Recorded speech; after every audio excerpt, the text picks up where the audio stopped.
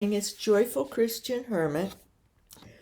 Camilla, one of our viewers, has requested quite a while ago now that I talk about how do you tell someone or warn someone when the Lord gives you a forewarning for them or an insight that is sometimes very urgent.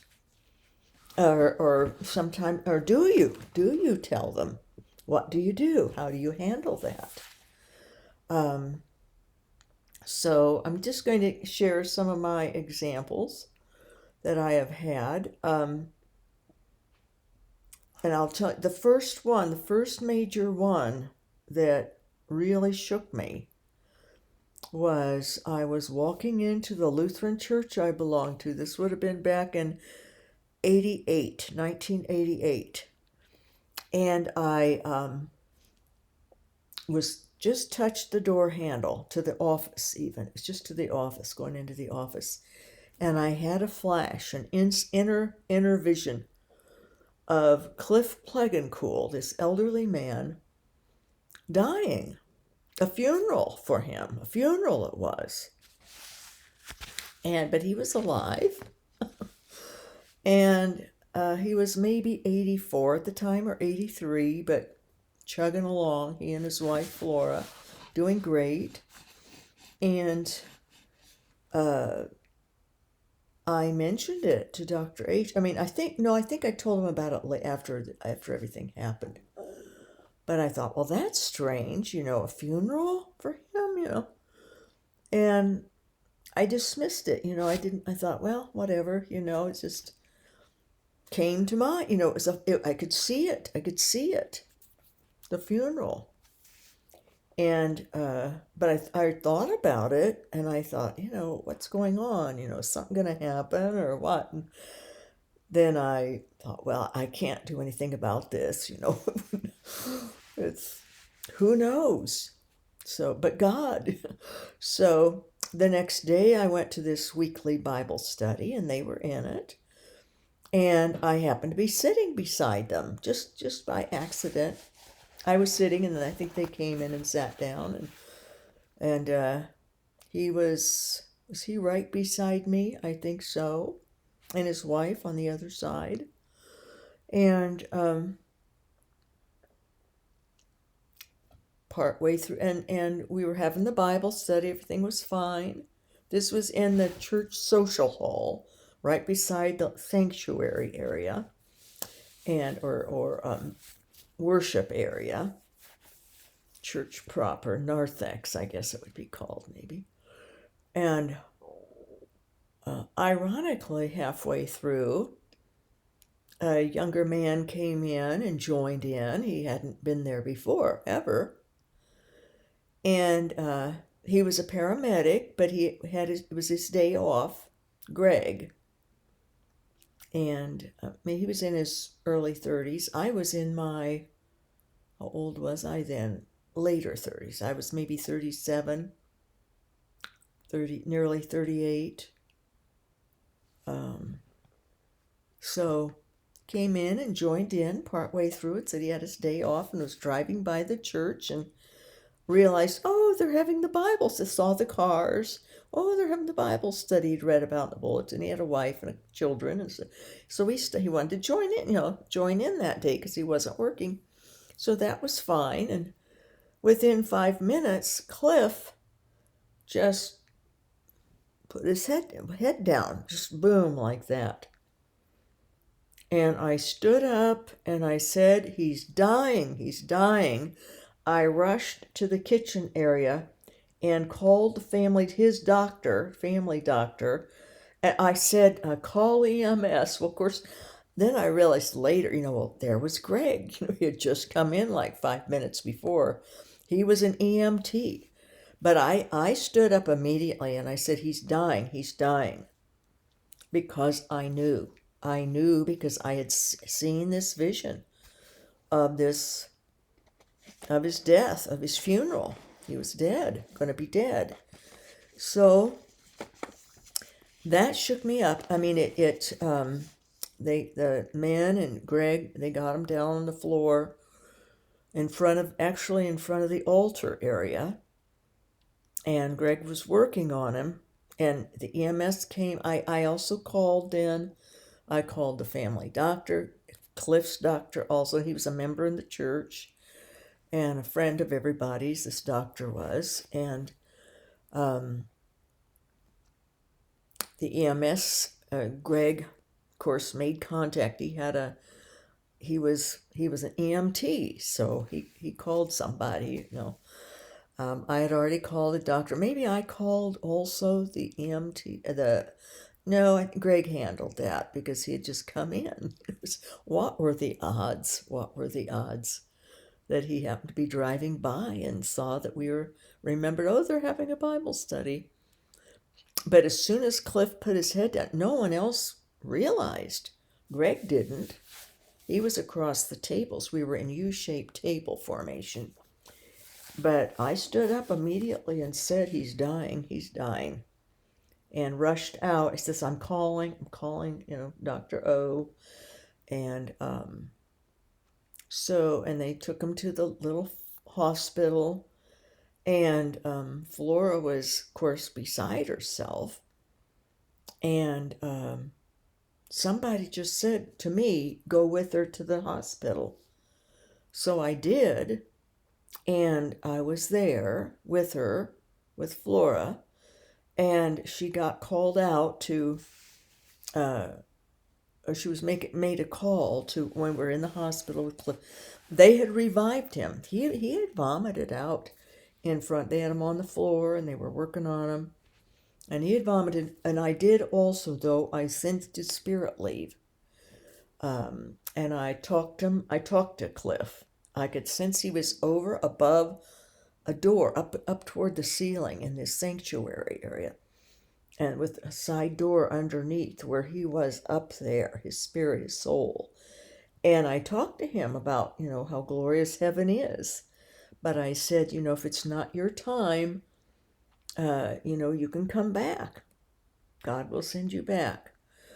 And about that moment when I was talking to him through my heart, through spiritual talk, inner talk, because I knew where he would be looking down somehow. Because I had had a death experience the year before when I died in recovery, and knew that his spirit would still be there. I sensed it was in the vicinity and could look down. And so the next thing I knew, the men who were working on him said he's back, but the EMT, the ambulance had arrived, and they loaded him up, and they wanted somebody to go with Flora to the hospital. And somebody said to me, said my name, said, you go.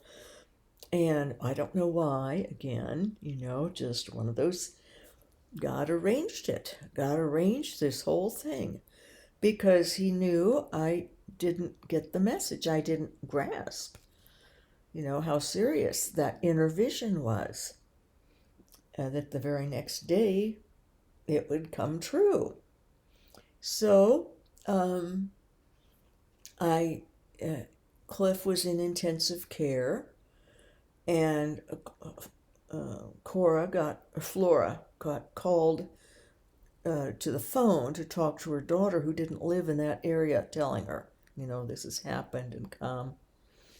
And so Flora, though, I was sitting outside the ICU, obviously. It wasn't family. I just was there as a support, because someone in that Bible study, I don't even remember who it was, said, you go with her. And so I did go in, and then Flora wanted me to go in and be with Cliff while she had to go call her daughter. And she was, of course, in shock, stunned. But I was there with Cliff, and he had very erratic breathing. He wasn't doing well at all. It had been his heart. It was his heart.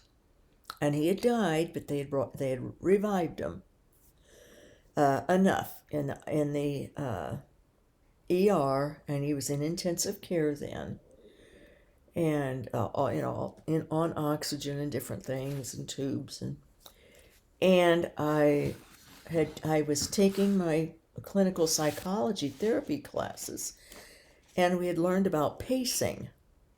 To pace, we could pace ourselves with the person in various ways, mirror them, but pace. So I started. I held his hand, and I started breathing, but very regularly, deeply and regularly. And I talked to him, even though he was unconscious. They can still hear. At least give it a try. And I felt this was a miracle, the whole thing, because I realized it was just the day before I'd had this inner vision, and it was the first one of this type.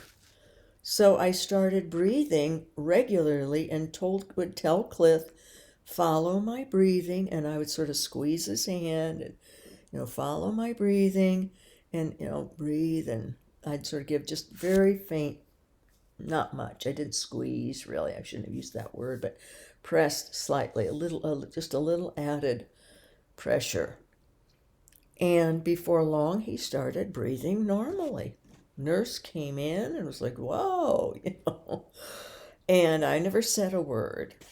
But at one point, he opened his eyes and looked at me. It didn't register or anything, but it was after he started breathing regularly, at a normal pace. And then closed his eyes again, but he kept breathing normally, and he got better. He lived, I think, another 10 years, into his 90s, or he might have been 90 or something, another 7 or 8 years at least. And they were saying, it was a miracle. And I was talking to his daughter. She'd come, and stayed for quite a while afterwards, too, to help out her mom and stuff when he recovered. But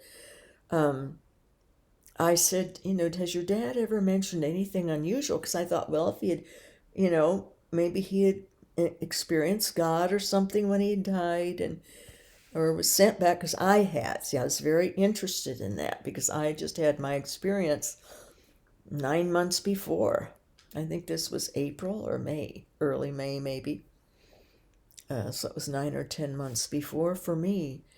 And she said, well, the only thing he said was that he opened his eyes once and he saw all this gold light, and there was an angel sitting beside him. and I thought, and then she said, then he started feeling better, but closed his eyes and went to sleep, and that there was gold light, and this angel, and I don't know. I mean, whether there was an angel with me or if it was my guardian angel, because I felt like I was being led what to do to get him to breathe in a regular pace. And just being there, was such an honor, because I felt terrible. And nobody, I don't think anybody ever asked me why I immediately stood up and said he was dying before anyone else even it registered. I mean, just as soon as he had his head down, I knew. And so I told Dr. H about this. I called him and said, oh, it's terrible. It was after the daughter came, and then I went home. And, I did. I felt terrible. And he says, well, you need to learn. You need to learn how to tell people things. And he, I said, oh, it's just going to be so tricky, though, because what if it's nothing, He said, well, you have to word it or figure out a way or ask a question or something, so that it won't really matter. And he was real keen on, no one should know that I had these experiences.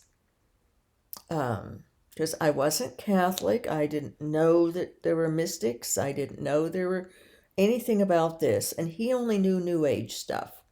He didn't know anything, even though he'd been brought up Catholic. He didn't know about. He left when he was probably a teenager, or well, he probably left earlier than that.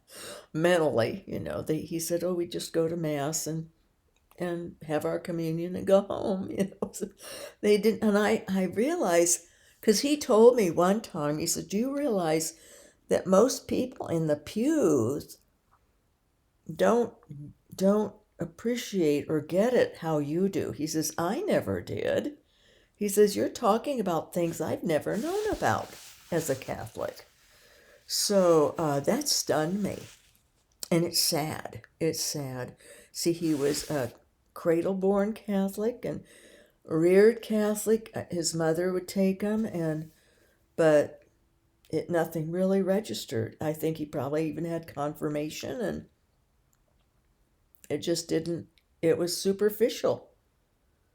Talked about the rules, maybe, or I suppose didn't get into any of the depth, the spiritual life. So, or maybe if they talked about saints or unusual experiences, it was all very remote, um, like in the past. So that's why he didn't have interest in Catholicism, and he doesn't to this day. And he has really become more, he believes in God, but he doesn't call him God. The source or different, he's more New Age without being New Age. It's sort of some kind of an in between state of I don't know what you would call it.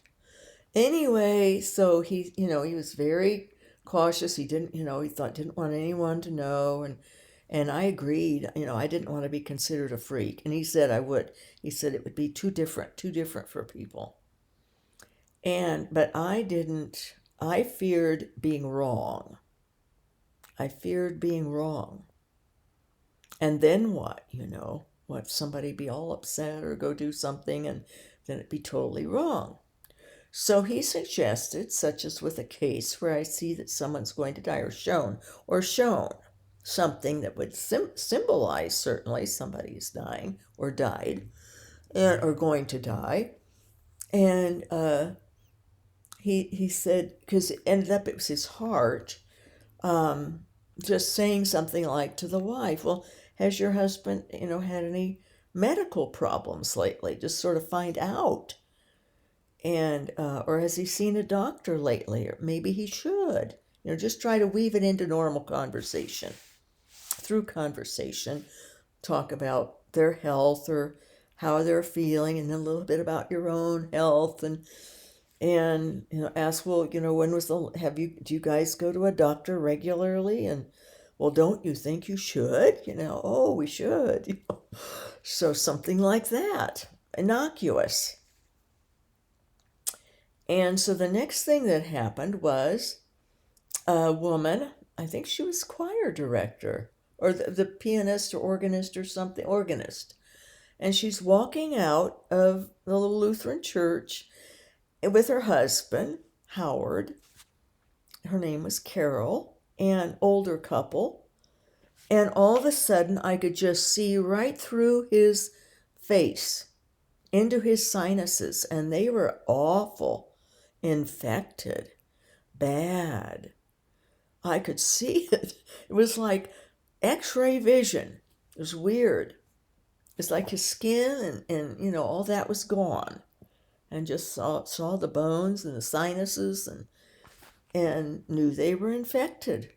So I went up to her and I said, "Well, how's Howard feeling?" He was talking to someone, so I had a chance to talk to her alone.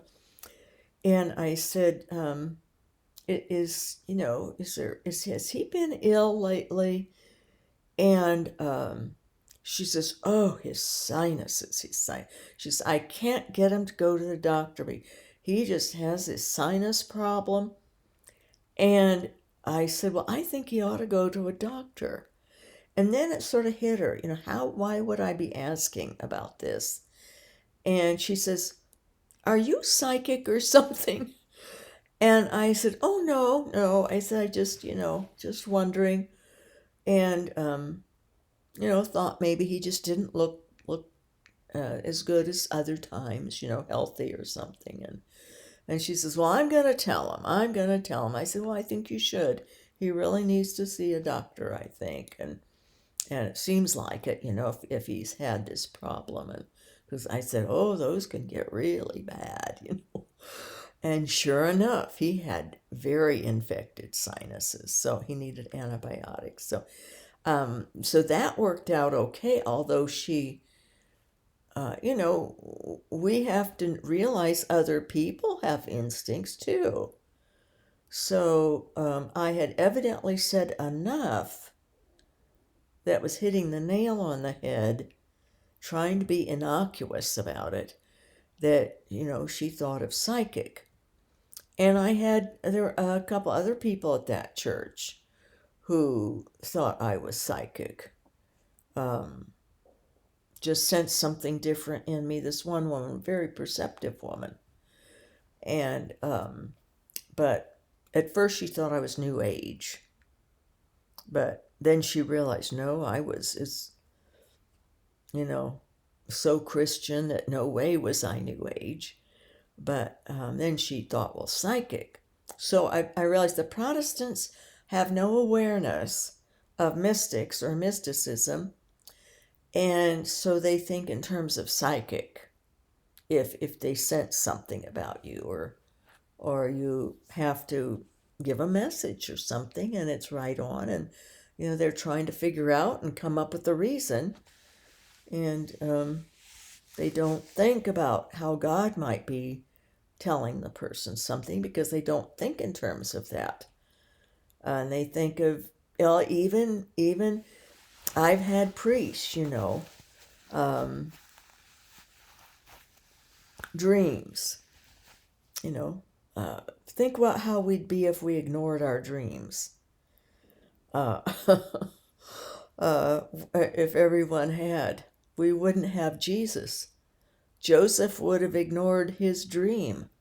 He would have ignored the dream that he was to take the virgin and child to Egypt. Jesus would have been killed when he was 2 years old or under.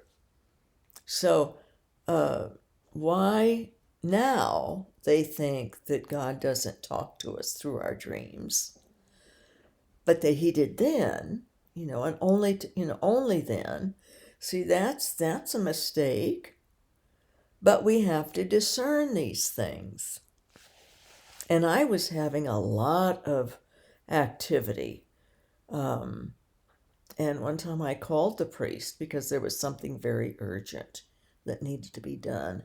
Somebody from the other side had actually literally come and stood by my bed. And I knew him. It was my uncle, and told me desperately he was crying. I'd never seen him cry. He was desperate that I do certain thing to help his wife, who was still alive, but in a nursing home with a stroke, a total stroke. Couldn't speak, but could hear. Couldn't speak or move, but could hear and register. Pretty much, we figured she could, think and use her mind, but couldn't communicate whatsoever. And so I did, but this priest, I called him because it involved needing a priest with me, and he was, he said, oh, you just had a dream. Your pains get to you. Just take a pain pill and go back to sleep. It's just, he didn't want anything to do. At first, he really did, but when some messages were starting to come that had to do with him, he didn't like that at all. So he actually became very adversarial in a terrible way. But it was part of what I learned. I was very naive when I was first Catholic. So we have to be careful. Some people will act as if they can understand or they can accept that you get messages. Camilla, if you're listening to this, or anyone else. But, you can open up then or be honest and find out otherwise. So it's just best not to. It's just best to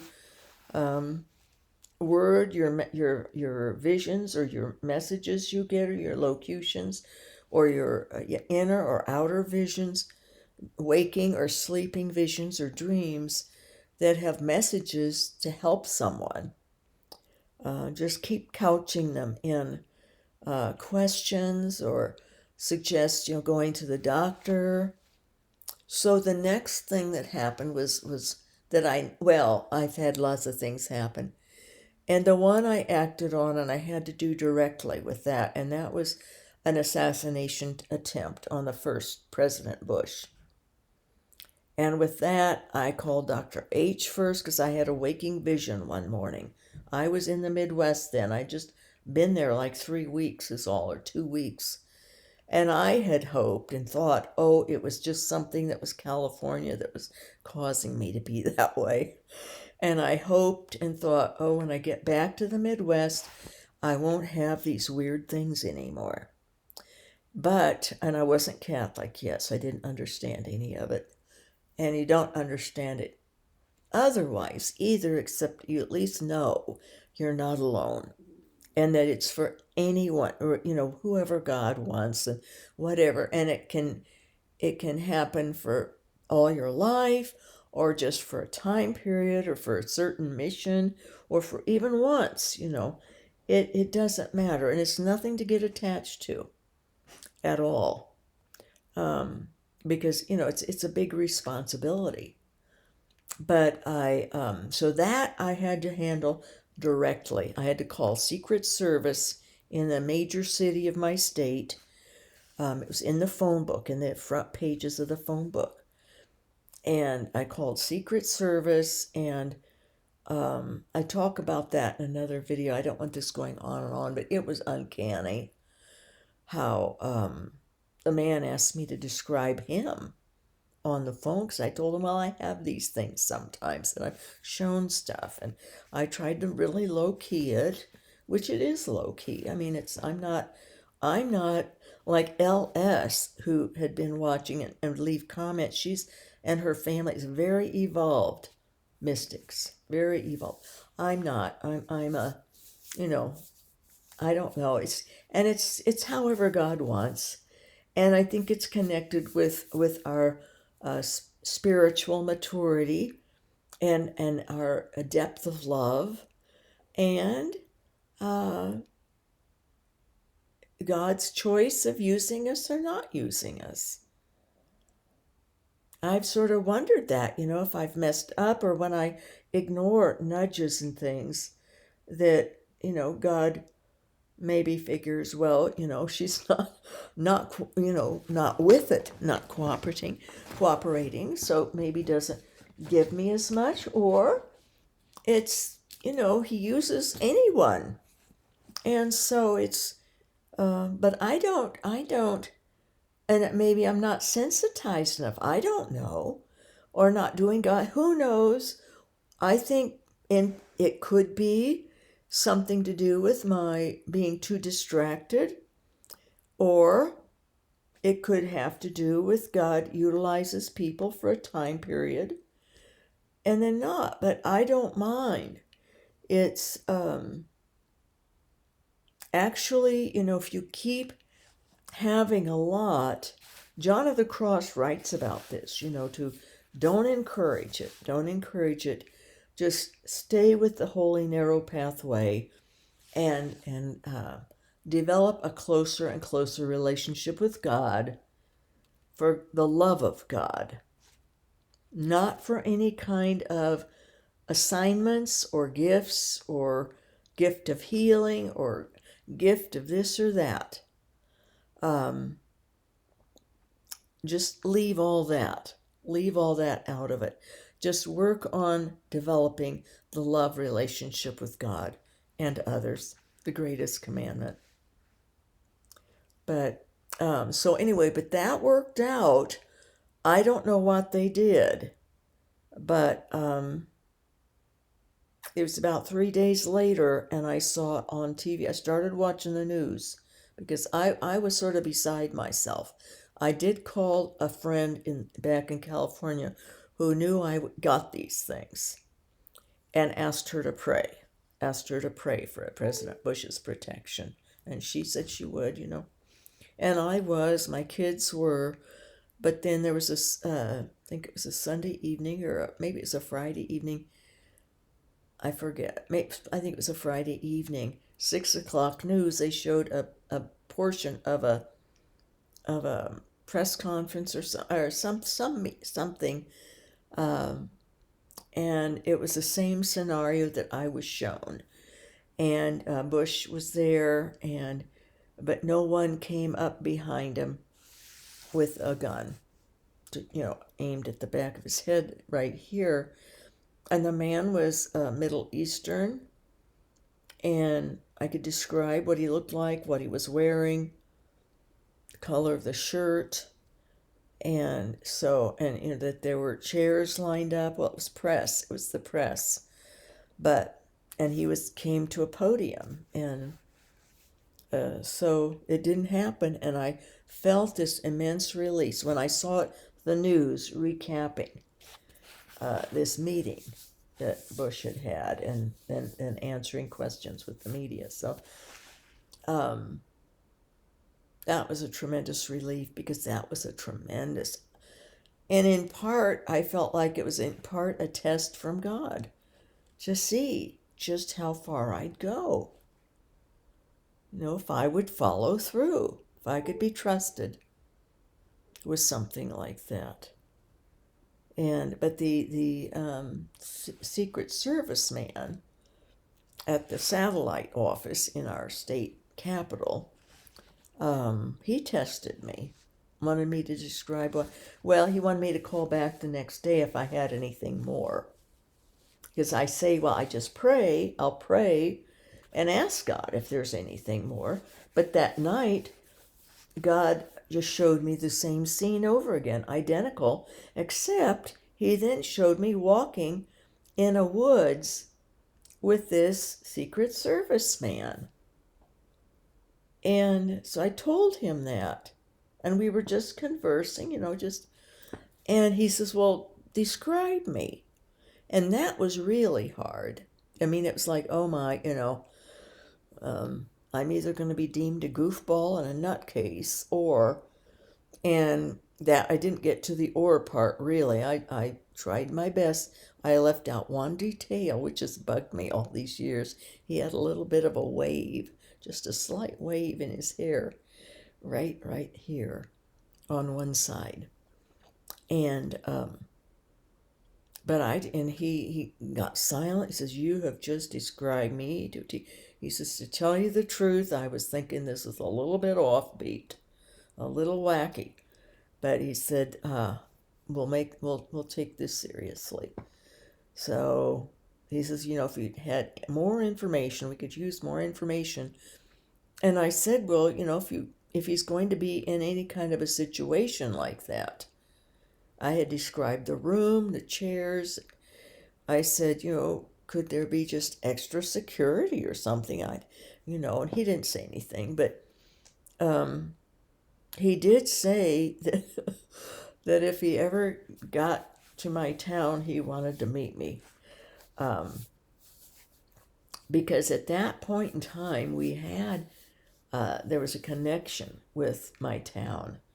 So, but he never, I never met him. But I've always wondered. I know his name. I remember his name. And I don't know if he's still alive or not. So I was 39 then. I was 39. No, 38, I think. No, 39 I was. So that was the creepiest. But that I had to just be very honest about he said, first I tried to be cagey, basically, how do you know this? What's your, background, and how would you know something like this? What's your source? So then, and I had called Dr. H to ask advice. Oh no, And he told me what I needed to do. He says, you have to do it. You have to do it. And he says, it's too important. And let's see. So then in my hometown, I had a very close couple, older couple. They were sort of like my Catholic parents for me for a while because my parents had cut me off at first when I became Catholic. And these people had been friends with my parents. My parents were, they didn't broadcast it how they felt about Catholics, but within their family, it was like the worst thing any of us could have ever done was become Catholic. And my dad cried. Oh, it was just terrible.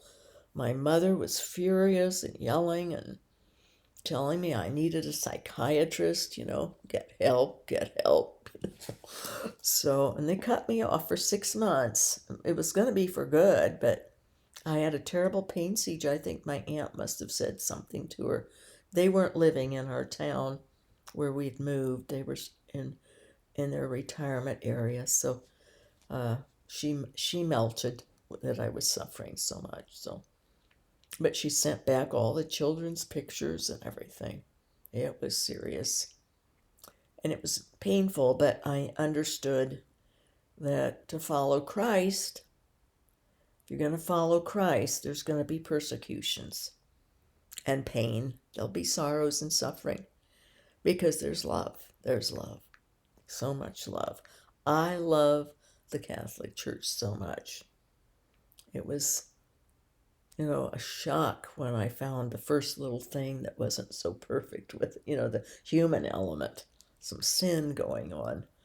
So, but this couple, he was a lector, and after Mass, I just saw him sort of out of the corner of my eye and turned, and all his flesh was just falling off. And this voice said, he doesn't have long to live. And it was either that one that said he doesn't have long to live or his days are numbered. One of the two of those. Because the other then was used with another person later. And so I, went to the wife and he was there and I said, to their home. They'd have me over after daily Mass. That was a Sunday Mass. I had to get a grip. And I went to the priest and because he wanted me to tell him anything I had. And he poo-pooed it, at first. And then though, so I went to them and said, shouldn't Dick see a doctor? I said, I think he ought to see a doctor. I said, I don't know why, I just think he should. And the wife turned to me, she says, well, our son is a doctor. What do you mean? He has a doctor, And I said, well, just in case there's something, but it wasn't but 10 days later. And he had advanced cancer. And died within 2 months. So, and I felt terrible because I blame myself that with them, I should have told them how I knew that God had shown me that initially. But it was obviously pretty far along, and it was an aggressive cancer. He was in his late 70s, I think. So, or maybe 76 or something. Not my age, a couple years more. But so then I went to the priest and said how terrible I felt. And he said, oh, he's an old man, he was ready to die. Forget about it. And I thought, well, it's not quite that easy, because I felt if I had at least, I think I think maybe more than 10 days passed. I think it was a little longer that passed before he found out. He started then getting pain in his legs and back. And so, no, it was a little longer. That's why I felt terrible that I didn't I didn't emphasize or didn't say exactly what I saw and what I was told.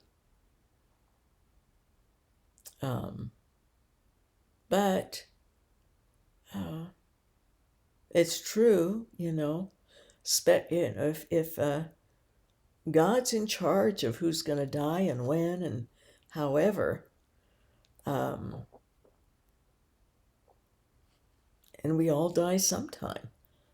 Even Cliff, he was brought back and God had arranged it. And I've always felt, since I didn't say anything, I didn't call them, that God had Greg happen to drive by and decide to stop within 5 minutes of Cliff having his total, just died. Boom. Stopped breathing. His heart stopped. His heart had stopped.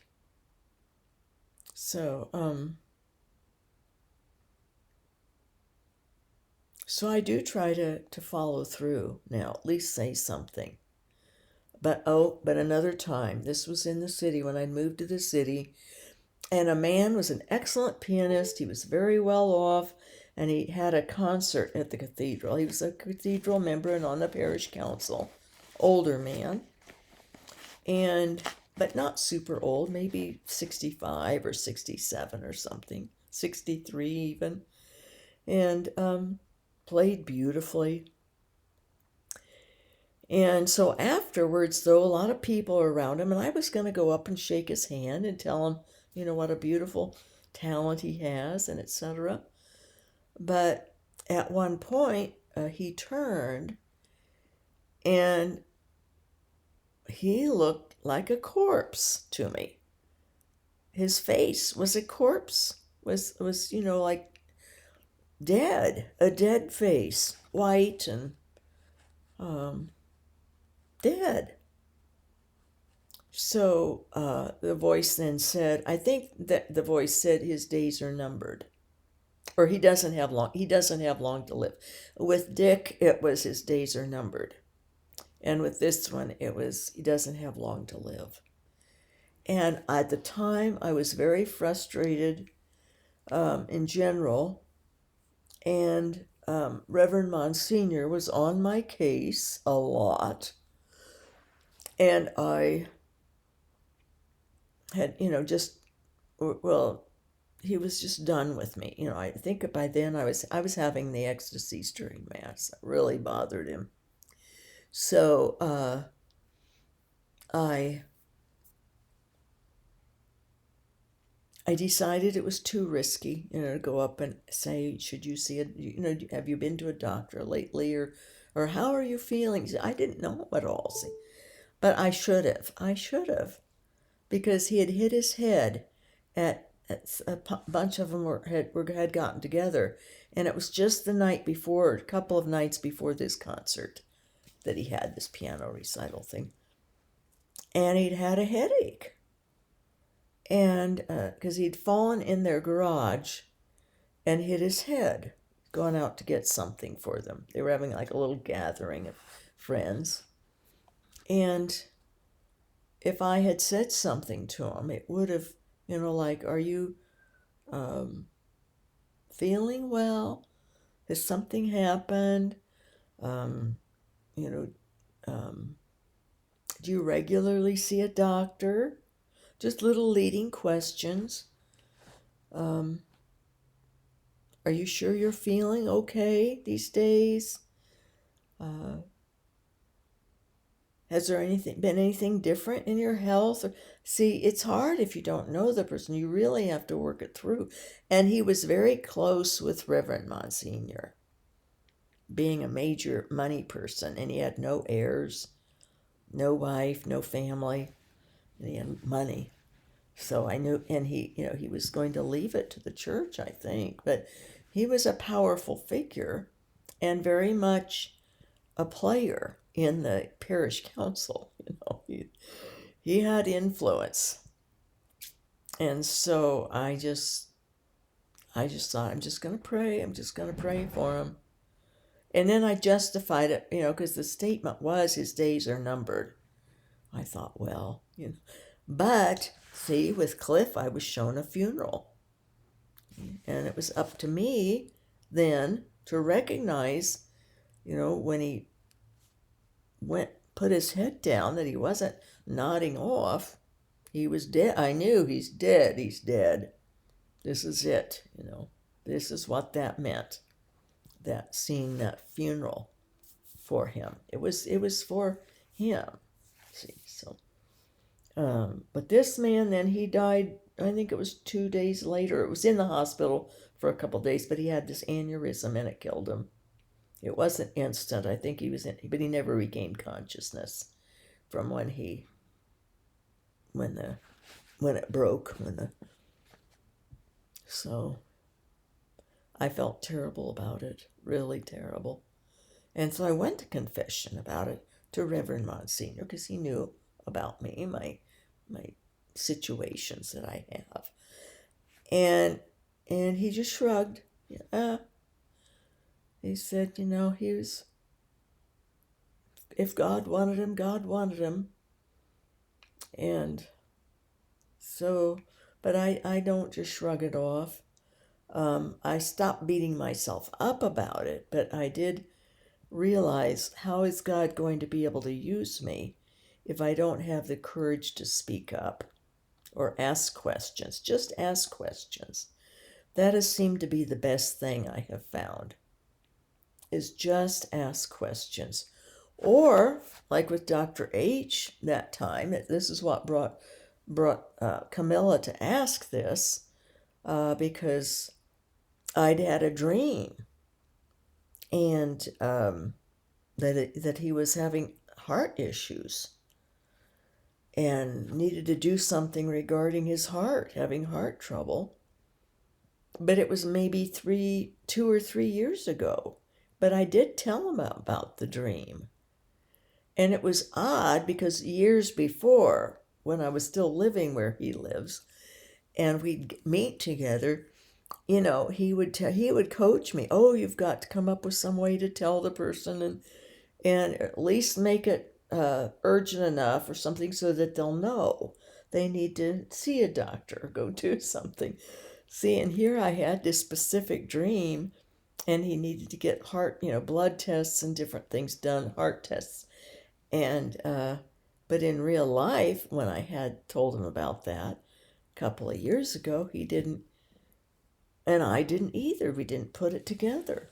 Well, I think I did. That's why I called him, because it was such a strange dream. I asked him, are you having heart trouble? And no, he wasn't. But it was then 2 years later, 2 or 3, that I think it's been 2 at least, that he has. And he's lucky.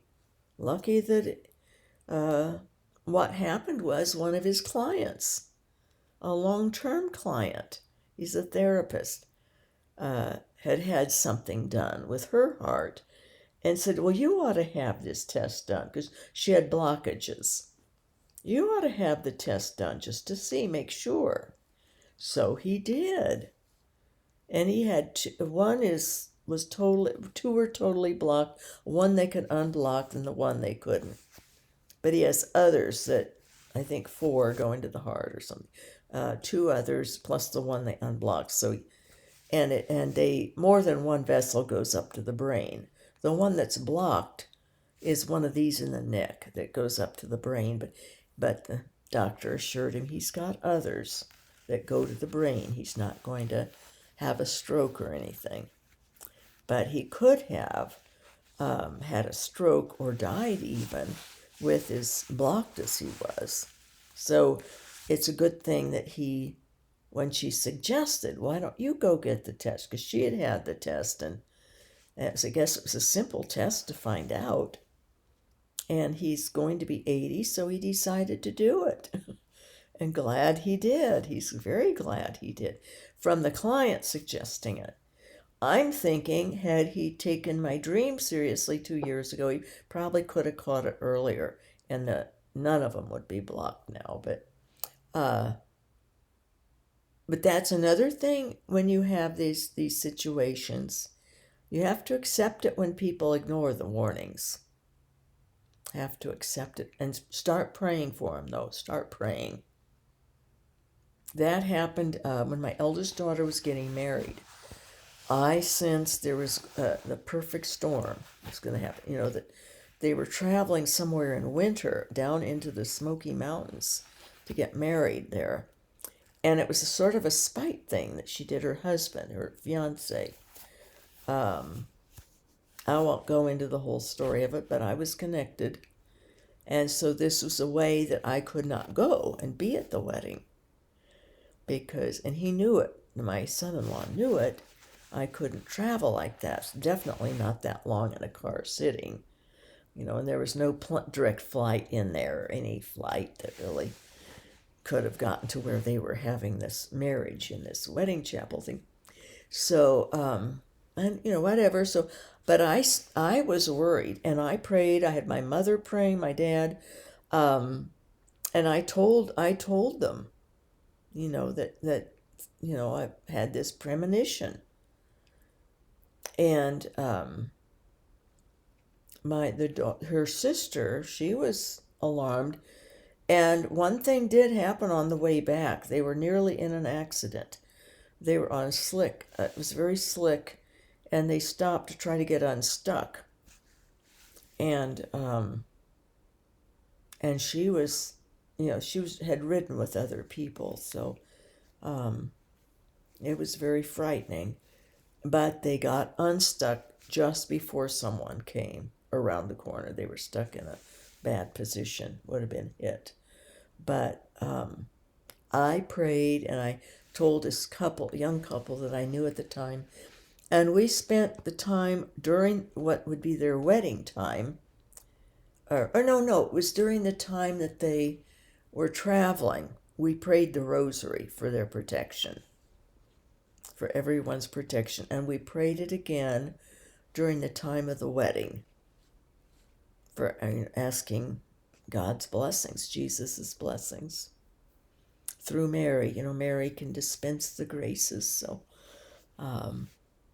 she has the ear of her son. She's her son's right-hand mother.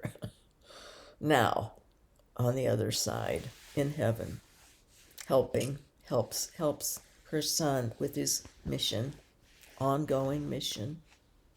So, my daughter reported that, but of course my son, and he poo-pooed it, and he was in high school, but he believed it.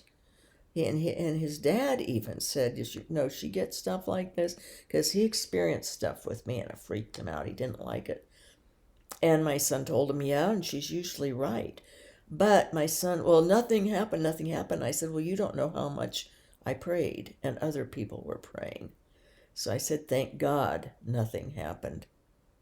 And I said, the one situation that would have been bad, but they got unstuck off the ice and were able to be safe, not get hit. So that time, yeah, and it was, my eldest daughter thought it was thought it was terrible, and the son-in-law, of course, they thought that I was trying to sabotage things or get back at it, because of how because they were going to get married where I could have gone. But she wasn't totally happy with that, so I invited them to consider becoming Catholic. They could get married at the parish right across the street from me. But, and I told her, I said, as a Catholic, I feel if someone is unchurched, that it's my responsibility to invite someone. So I invited them to consider Catholicism and getting married in a Catholic church, which they'd have to be 6 months, but it was 6 months at least before they ended up getting married at a chapel, and I'm sure it was fine. Later, my daughter did say, Mom, she said, I really sort of regretted it. She said it was cheesy. She said it was really cheesy. And so it was like a 4-minute wedding. She says it was just so over so fast and all. But I said, it's fine. You're married. And, I don't ever want to And I don't ever say anything. They're adults. I invited them. The other daughter was going to become Catholic, and told me that her fiance didn't like Catholicism, but said he would never stop her.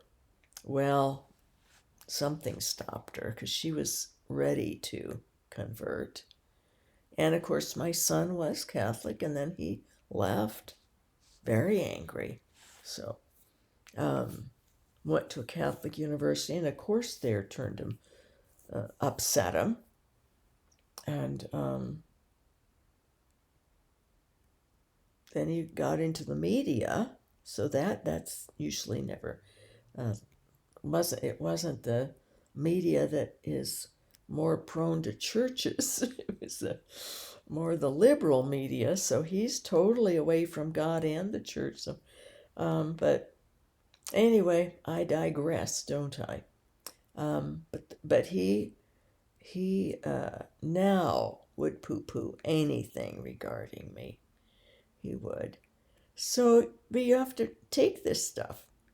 If we mess up, but it's best, I think, to act on it unless God says don't. If God somehow gives you the instinct that, or even the direct message, this is for your information to pray, but always pray regardless. But if I get a strong message, strong enough, I will try to word it in such a way, or share it, or send a note, something suggesting this, what might help them come to find out, or to be careful, or because I figure better for me to be wrong and feel the shame of that or somebody ridiculing me, take the persecution, which is an honor. It's part of being nothing, and it helps us keep being nothing. It's very humbling. But then to have somebody have it be that God is giving us the warning for someone because He wants them warned, and to see, if they will follow through too. It's God's reasons are beyond us. It's really not for us to try to figure out too much, but of course I do, and I'm sure other people do too. We try to figure out God, usually based on how we are, which, a lot of our progression in life and to come to union with God is to die to our views and have God's view, to become one with God. So anyway, these are just, it's very basic, but I gave you the examples that I had and how it turned out.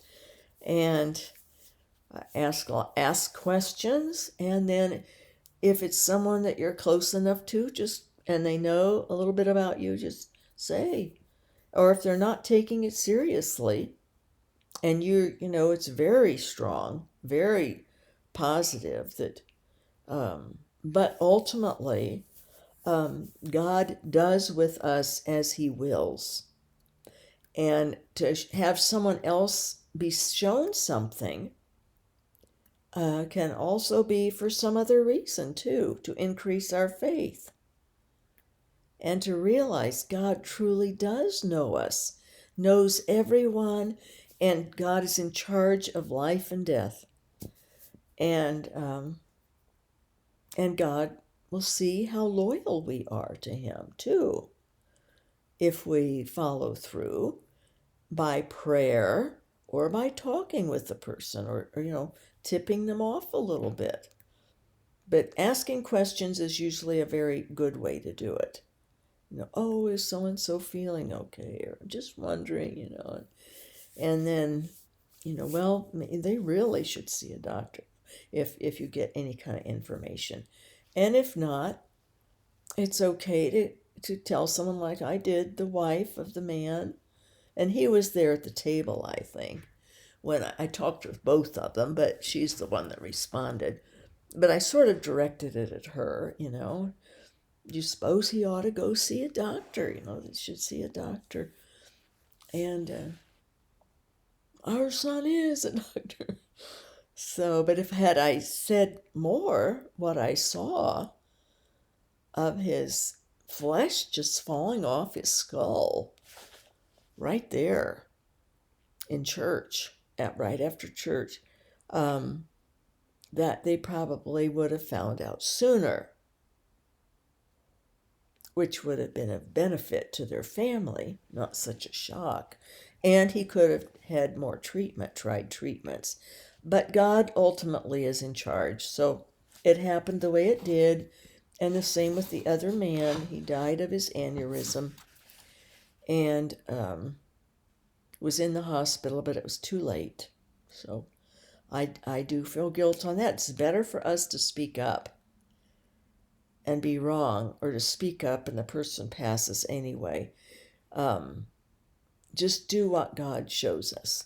Or ask God too, after we're shown something, ask Him, let me know how I'm to proceed with this information. If you want me to pray or if you want me to act on it.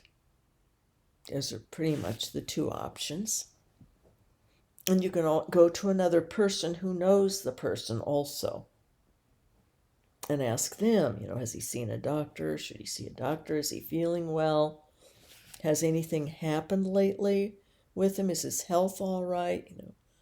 Oh, he just fell and hit his head hard, So, and he didn't go to a doctor to get it checked, but you'd have to go and really demand practically a scan to find an aneurysm. I think that's how it works. So, and you can go along with just a headache for a while and take aspirin, which doesn't help it really. So, okay, that's it. That's what I was told how to handle it, and my experiences in doing so. Much love to you all, and God bless His real presence in us.